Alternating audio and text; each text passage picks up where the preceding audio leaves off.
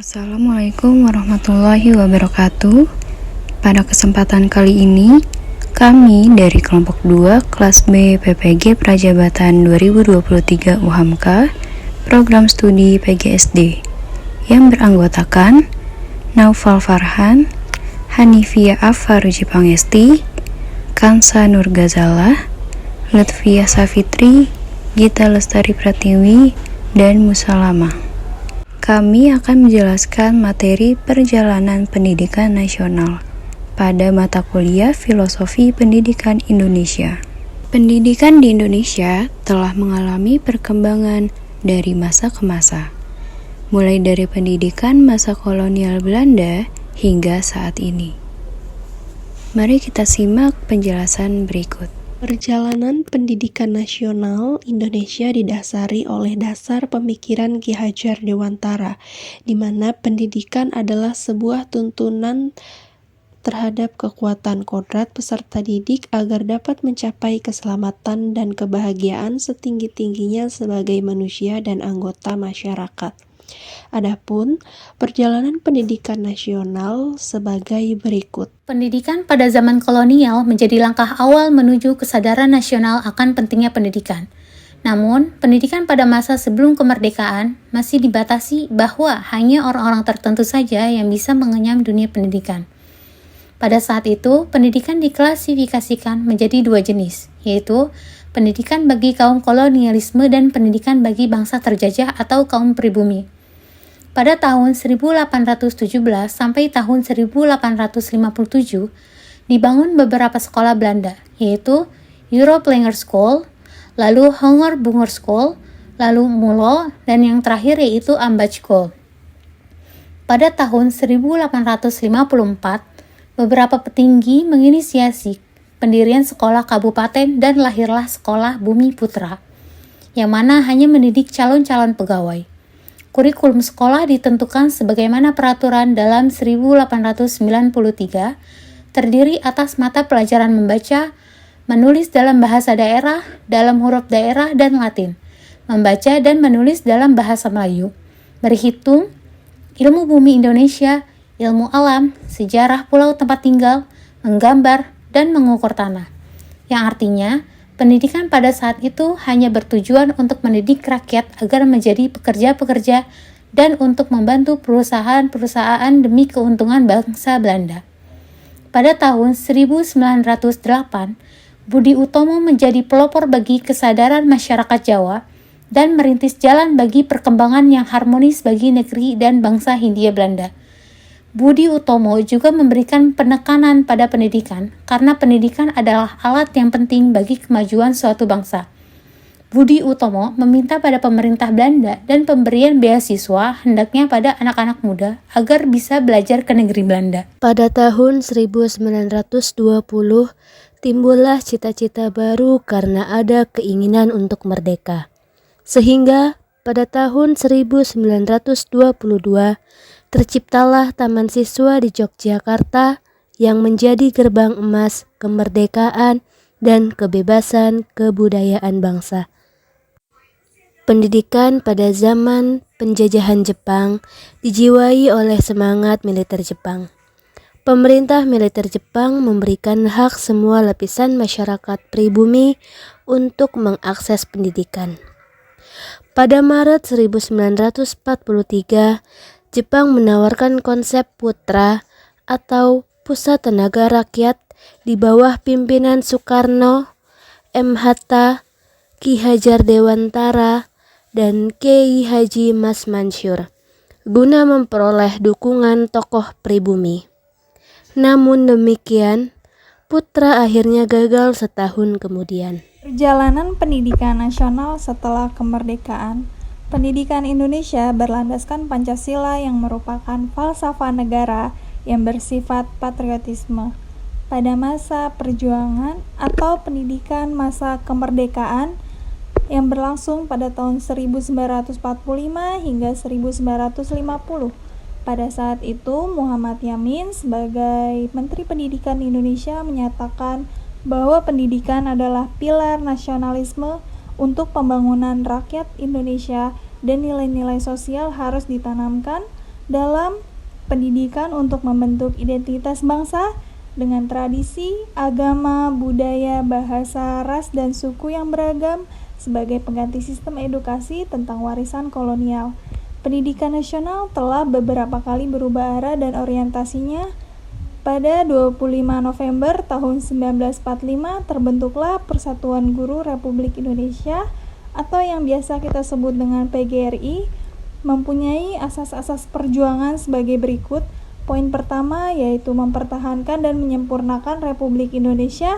Usaha-usaha yang dilakukan oleh pemerintah berkaitan dengan pendidikan pada tahun 1945 hingga 1950 adalah seputar bangunan, sekolah, guru, kurikulum, sistem kerja, serta biaya.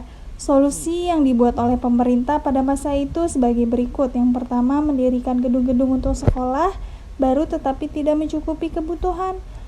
Lalu menggunakan perumahan-perumahan rakyat atau swasta untuk dijadikan bangunan sekolah. Dan yang terakhir, menyelenggarakan proses mengajar sebanyak 2 kali, artinya satu bangunan dipergunakan untuk 2 sekolah. Poin kedua, mempertinggi tingkat pendidikan dan pengajaran sesuai dengan dasar-dasar kerakyatan. Poin ketiga, membela hak serta nasib para buruh pada umumnya dan juga guru pada khususnya. Sistem prasekolah dan kurikulum pendidikan era awal kemerdekaan diantaranya yaitu pendidikan rendah, pendidikan guru, pendidikan umum, pendidikan kejuruan, pendidikan teknik, pendidikan tinggi republik, pendidikan berbasis agama. Pendidikan masa Orde Lama yang berlangsung pada tahun 1950 hingga 1966.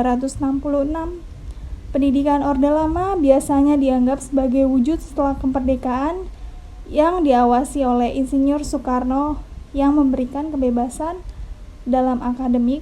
Tujuannya pendidikan prasekolah hingga pendidikan tinggi agar menciptakan warga negara sosialis Indonesia yang susila dan bertanggung jawab atas diselenggarakannya masyarakat sosialis Indonesia, adil dan makmur dari spiritual maupun material dan berjiwa Pancasila. Kurikulum yang digunakan pada masa Orde Lama ada 3, yaitu Rencana Pelajaran 1945, yang kedua Rencana Pelajaran Terurai 1952, dan yang terakhir Kurikulum 1964. Pada masa Orde Lama, sekolah juga mengalami perubahan menjadi sekolah rakyat negeri, sekolah rakyat patrikelir, dan pendidikan Islam. Pendidikan masa Orde Baru pada tahun 1966 sampai dengan 1998. Pada masa ini, perubahan juga terlihat, mulai dari perubahan kurikulum, sistem pendidikan, bahkan untuk menentukan kelulusannya pun berubah. Bukan hanya berdasarkan nilai ujian nasional saja. Pendidikan masa reformasi pada tahun 1998. Pendidikan pada masa reformasi atau pada era pemerintahan B.J. Habibie mengalami suatu perkembangan yang lebih maju dibandingkan masa pendahulunya. Pendidikan pada zaman reformasi mengutamakan pada perkembangan peserta didik yang lebih terfokus pada pengelolaan masing-masing daerah atau otonomi daerah. Dalam hal tenaga kependidikan, diberlakukan suatu kualifikasi profesional untuk lebih meningkatkan mutu pendidikan Indonesia, sedangkan sarana dan prasarana juga sudah mengalami suatu peningkatan yang lebih baik. Pemerintah B.J. Habibie mulai pada tahun 1999 membebaskan SPP untuk SD sampai dengan SMTA. Bahkan aturan yang menghambat kreativitas dan kebebasan mahasiswa pun dicabut. Lembaga ilmiah seperti kampus perguruan tinggi dibebaskan dari intervensi dan pengaruh luar. Perubahan kurikulum pada masa reformasi dari kurikulum 2004 kemudian berganti menjadi kurikulum 2006 sampai pada kurikulum 2013. Perjalanan pendidikan nasional pada saat ini. Seiring dengan perkembangan teknologi dan tuntutan dunia kerja yang terus berubah, penting bagi kita untuk mempersiapkan generasi muda dengan keterampilan yang relevan, kreatif, dan jiwa kewirausahaan. Kurikulum Merdeka bertujuan untuk menciptakan lingkungan belajar yang mendorong inovasi, pemikiran kritis, dan kolaborasi di antara siswa. Apa yang membedakan kurikulum merdeka adalah pendekatan fleksibelnya terhadap pembelajaran, memberikan kebebasan kepada sekolah, guru, dan siswa untuk menyesuaikan kurikulum dengan kebutuhan, minat, dan bakat mereka sendiri. Ini adalah perubahan paradigma dari sistem pendidikan yang sebelumnya terpusat pada kurikulum yang kaku dan baku. Dalam kurikulum merdeka, siswa akan lebih banyak terlibat dalam proses belajar yang aktif dan kreatif. Mereka akan didorong untuk mengeksplorasi minat pribadi mereka, mengembangkan proyek berbasis kegiatan, dan belajar melalui pengalaman nyata. Kurikulum ini menekankan pentingnya pemecahan masalah, keterampilan berpikir kritis, dan kolaborasi antar disiplin ilmu. Selain itu, kurikulum merdeka juga mencakup penggunaan teknologi dalam pembelajaran. Dalam era digital ini, penting bagi siswa untuk mengembangkan literasi digital dan kemampuan beradaptasi dengan teknologi. Penggunaan alat-alat teknologi dalam pembelajaran akan membantu siswa memperluas wawasan mereka, meningkatkan daya imajinasi, dan mengembangkan keterampilan yang relevan dengan dunia kerja masa depan. Sekian dan terima kasih. Mohon maaf apabila terdapat penyampaian yang keliru. Semoga ilmu ini dapat bermanfaat bagi kita semua. Wassalamualaikum warahmatullahi wabarakatuh.